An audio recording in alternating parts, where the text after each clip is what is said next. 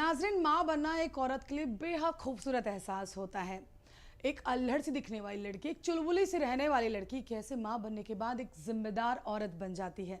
कहते हैं एक माँ बच्चे की सबसे पहली टीचर होती है, लेकिन बच्चे की पैदाइश से लेकर उसके बड़े होने तक, उसके सेल्फ डिपेंड होने तक पेरेंट्स न जाने कितनी ही परेशानी झेलते हैं, कितनी ही प्रॉब्लम्स को झेलते हैं।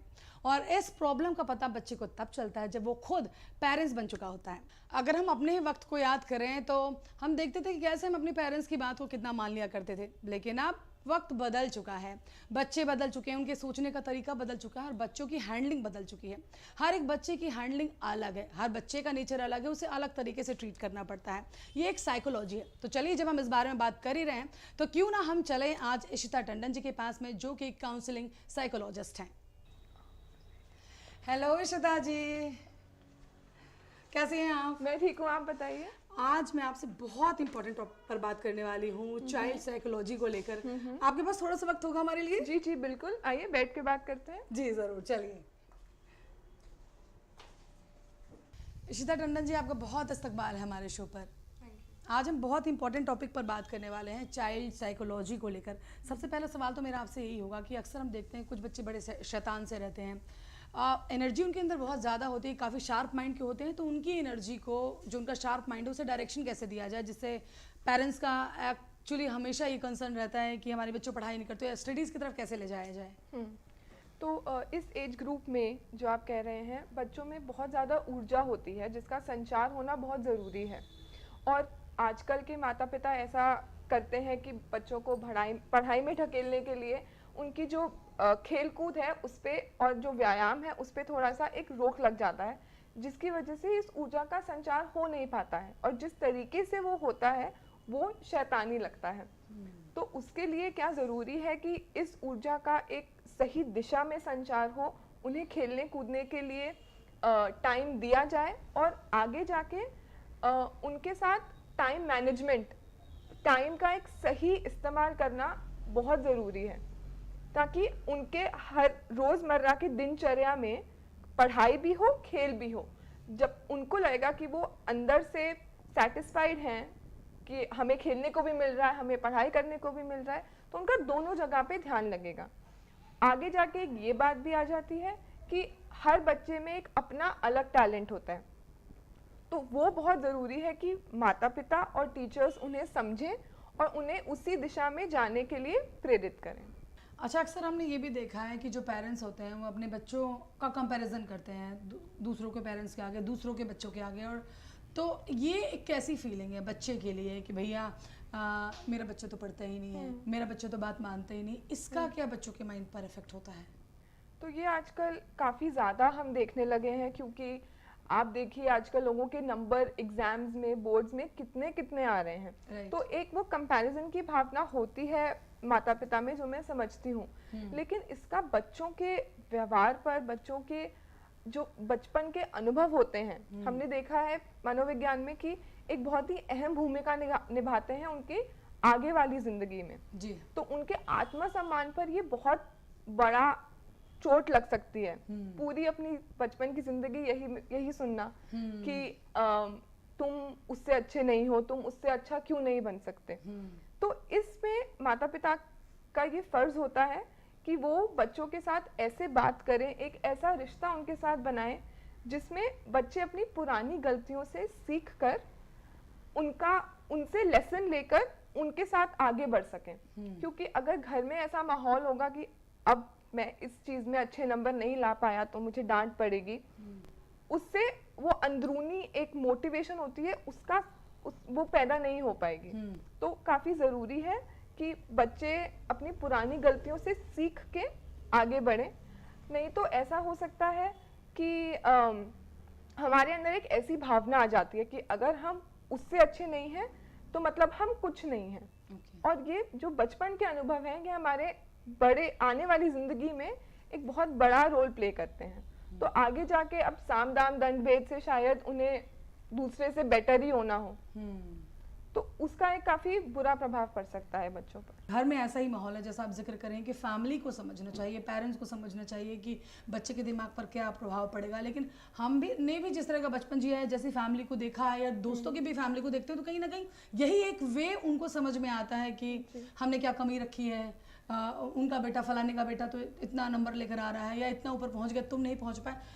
फैमिली अपने बिहेवियर में कैसे चेंज लाए, अपनी साइकोलॉजी को कैसे चेंज करें? जी, तो इसके लिए मेरे हिसाब से बहुत ज़रूरी है कि मनोविज्ञान की अहमियत इंडियन फैमिलीज़ को पता लगनी चाहिए। और हमें शायद आजकल के ज़माने में ये बहुत बड़ी तकलीफ बन गई है कि बहुत सारे इश्यूज ऐसे हैं जिसके साथ हमें डील करने की ज़रूरत है, लेकिन वो शर्मो शर्मी में, मनोविज्ञान के साथ आपने देखा होगा एक स्टिग्मा, एक शर्म बहुत बड़ी चीज है जो अटैच्ड है। और हमने जैसा अपने बचपन में सीखा है, हमें लगता है कि वही अपब्रिंगिंग, वही पेरेंटिंग सही है, राइट। हमें लगता है कि जैसा हमारे माता पिता ने हमारे साथ किया है, हमें भी वैसा ही करना चाहिए।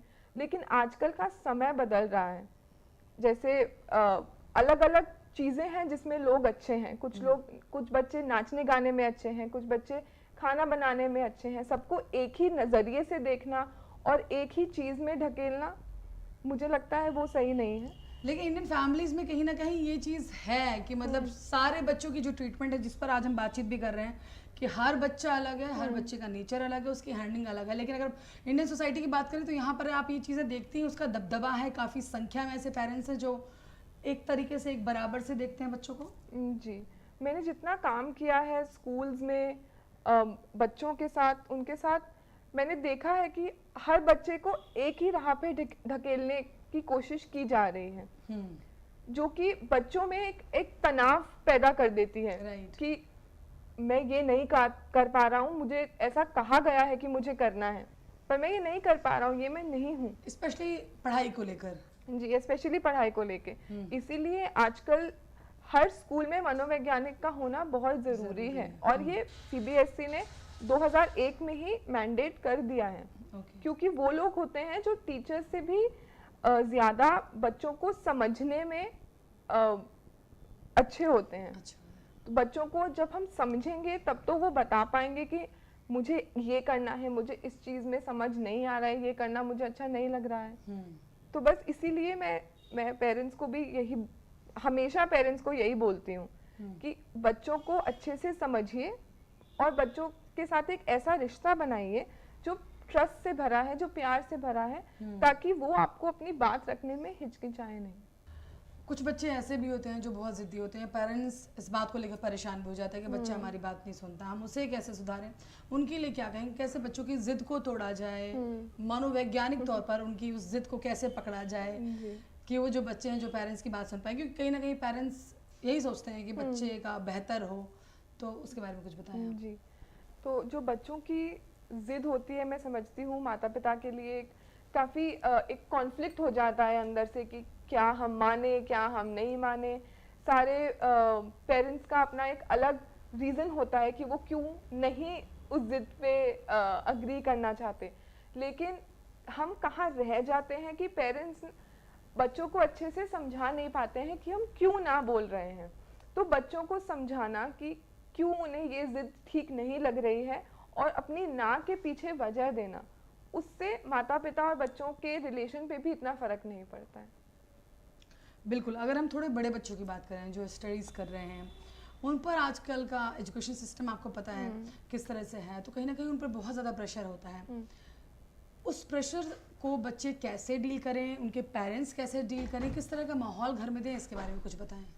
ठीक है। तो तनाव आजकल बहुत बड़ी चीज़ बन गई है। मैं हर साल मार्च अप्रैल में देखती हूँ बहुत सारे बच्चे ऐसे होते हैं जो एग्ज़ाम स्ट्रेस के लिए आते हैं मेरे पास। तो स्ट्रेस इज ऑल्सो, स्ट्रेस के भी दो टाइप होते हैं। एक होता है यू स्ट्रेस और एक होता है डिस्ट्रेस। यू स्ट्रेस हमारी परफॉर्मेंस को उभारता है। अगर थोड़ा अमाउंट ऑफ स्ट्रेस होता है हमें, तो वो हमें अपना सबसे अच्छा परफॉर्म करने के लिए मोटिवेट करता है। ये तनाव हमें तकलीफ तब देता है जब ये हमारी लिमिट से ज़्यादा हो रहा हो।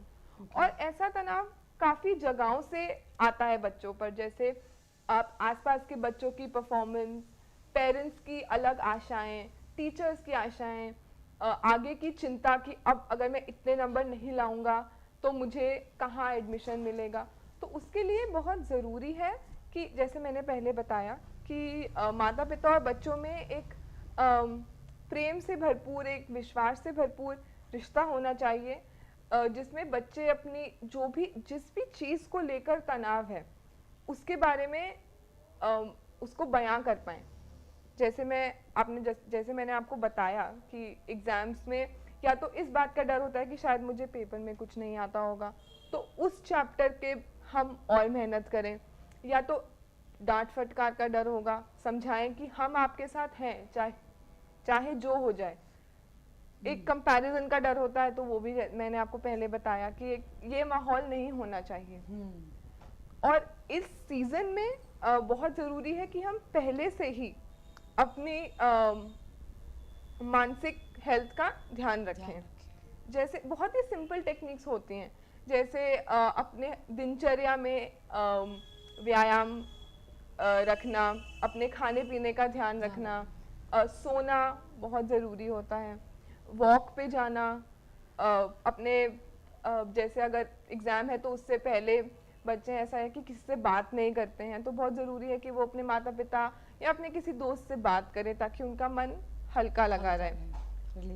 और बहुत ही ज़्यादा अगर सिचुएशन बिगड़ जाए तो मनोवैज्ञानिक हैं ही उनको पर्सनलाइज्ड सपोर्ट देने के लिए, एक हेल्प करने के लिए, गाइडेंस देने के लिए।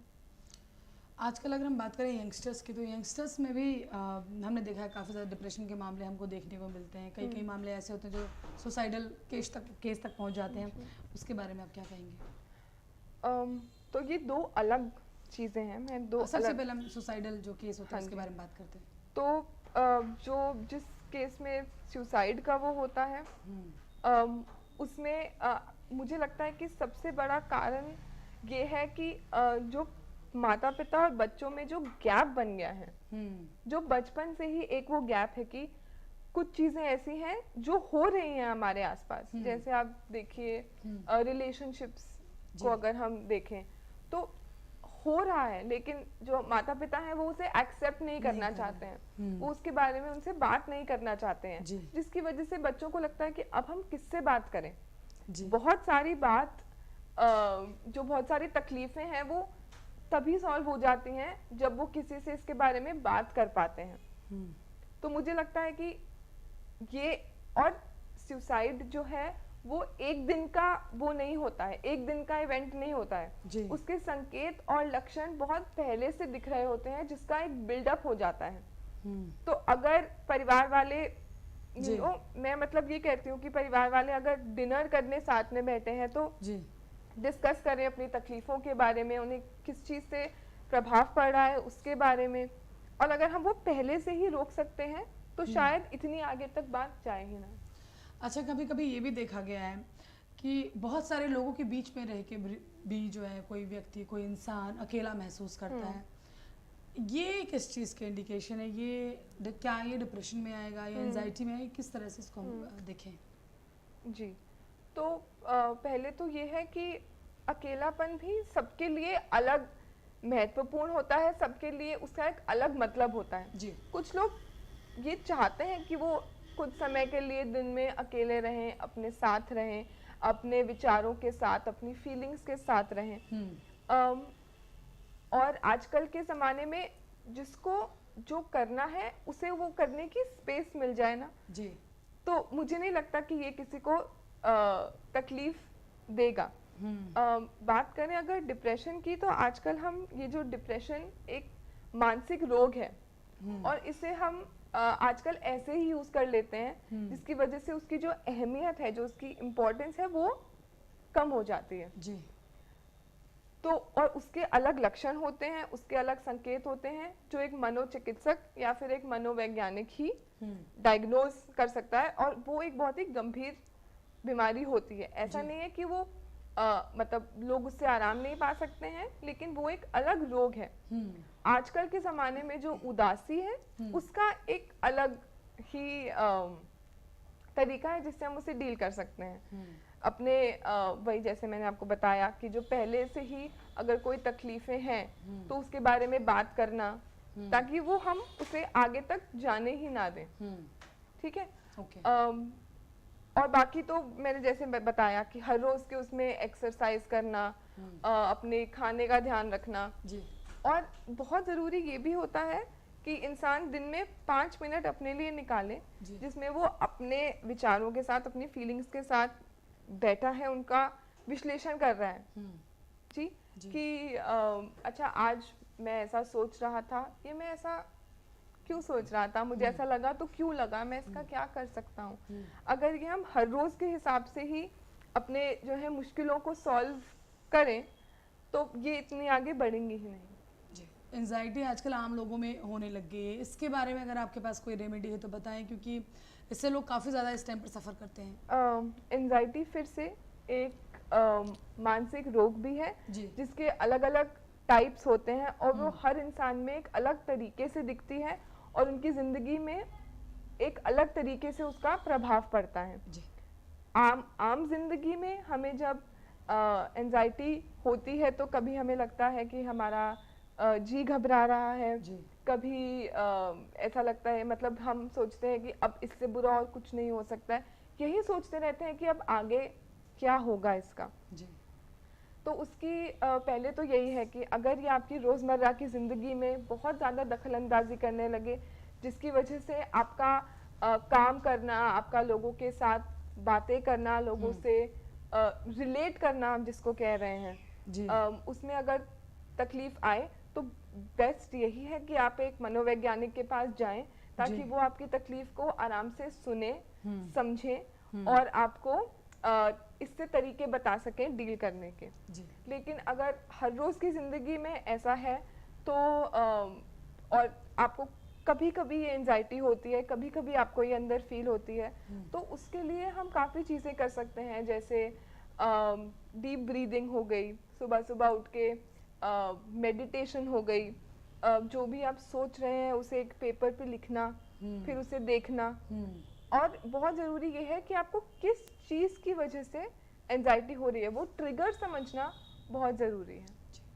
इशिता जी, आपका बहुत शुक्रिया हमसे बातचीत करने के लिए, हमारे पेरेंट्स को इतनी अच्छी इन्फॉर्मेशन देने के लिए, जानकारी देने के लिए, क्योंकि कहीं ना कहीं बहुत ज़रूरी हो गया है आजकल बच्चों की हैंडलिंग बेहतर तरीके से होनी चाहिए, क्योंकि कहीं ना कहीं उनके दिमाग में इस चीज़ का बहुत प्रभाव पड़ता है। बहुत शुक्रिया आपका हमसे बातचीत करने के लिए। और चलिए अब चलते हैं हमारे अगले सेगमेंट की तरफ और जानते हैं कुछ घरेलू नुस्खे। अगर आप अंडा खाने के शौकीन हैं, तो लाजमी आपका नाश्ता बिना अंडों के मुकम्मल ही नहीं होता होगा। फिर चाहे वो ऑमलेट की शक्ल में हो या फिर हाफ फ्राई या बॉयल एग, अंडे की हर डिश होती इतनी जायकेदार है और फिर इसमें भरपूर प्रोटीन भी तो होता है। लेकिन खाने में जितना अच्छा ये लगता है, बाद में परोसे गए बर्तनों में उतनी ही खराब स्मेल भी आ जाती है और कभी कभी तो बर्तन धोने के बाद भी ये महक बर्तनों में रह ही जाती है। तो चलिए आज हमारा ये नुस्खा आजमा कर देख लीजिए कि कैसे ये महक बर्तनों से कोसों दूर भाग जाएगी। अंडा खाने के बाद आप चाय तो जरूर पीते होंगे ना, तो बस इसी चाय को छानने के बाद जो गीली बची हुई पत्ती रह जाती है उसको फेंकने के बजाय इन बर्तनों पर अच्छी तरह से मल लें। फिर बर्तन को पानी से धो लें। फिर देखें अंडे की महक कैसे छू मंतर हो जाती है। फिर इसके बाद एक बार साबुन से भी बर्तन को जरूर धो लें, जिससे वो पूरी तरह से साफ हो जाए। तो नाज़रीन, कैसा लगा आपको हमारा आज का शुमारा? उम्मीद करते हैं बेहद पसंद आया होगा। आप हमारे इस प्रोग्राम को YouTube पर भी देख सकते हैं और वहां पर कमेंट सेक्शन के जरिए बता सकते हैं कि हम अपने इस प्रोग्राम में और क्या कुछ ऐड ऑन कर सकते हैं। आज के लिए बस इतना ही, हमें दीजिए इजाजत। बाय बाय, खुदा हाफिज़।